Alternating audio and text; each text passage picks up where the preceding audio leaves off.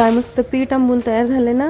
तुम्हाला पण असं पीठ इडलीसाठी घरच्या घरी आंबवायचं आहे तर हा व्हिडिओ शेवटपर्यंत नक्की बघा. नमस्कार मंडळी, वेलकम टू देवमारीज अँड प्लॅन स्टोरीज. तर इथं मी एका पातेल्यामध्ये 1 वाटी एवढा तांदूळ घेतलेला आहे. इडलीसाठीचा वेगळा तांदूळ पण मिळतो, पण मी इथे रेशनचा तांदूळ स्वच्छ करून तो घेतलेला आहे. तो तांदूळ 2-3 वेळा पाण्याने धुवून त्याच्यामध्ये पाणी घालून तो आपल्याला भिजत ठेवायचा आहे. तर इथे मी तांदूळ भिजत ठेवला. नंतर दुसऱ्या एका भांड्यामध्ये आपल्याला त्याच वाटीने उडदाची डाळ घ्यायची आहे. डाळ पण स्वच्छ धुवून त्याच्यामध्ये पाणी ओतून ती आपल्याला भिजत ठेवायची आहे.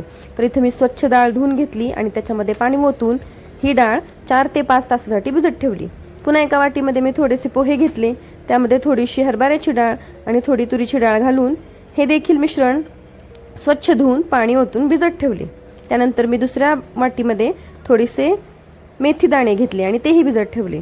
4 ते 5 तास झाल्यानंतर मी हे मिश्रण सगळं एकत्र करून मिक्सरमधून काढून घेतले. तुम्ही इथे बघू शकता हे मिश्रण कसं मिक्सरमधून मी काढून घेतलेलं आहे. आणि पुन्हा हे सगळं मिश्रण एका डब्यामध्ये ठेवून त्याचे झाकण घट्ट लावून मी ह्याला गरम ठिकाणी रात्रभर ठेवलं.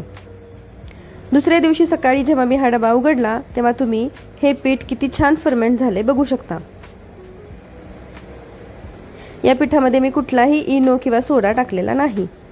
याच्या इडल्या देखील खूप छान झाल्या होत्या. पूर्ण व्हिडिओ बघण्यासाठी खालील दिलेल्या त्रिकोणी आयकॉनवर क्लिक करा आणि व्हिडिओ आवडल्यास व्हिडिओला लाईक, शेअर, सबस्क्राईब करा. धन्यवाद.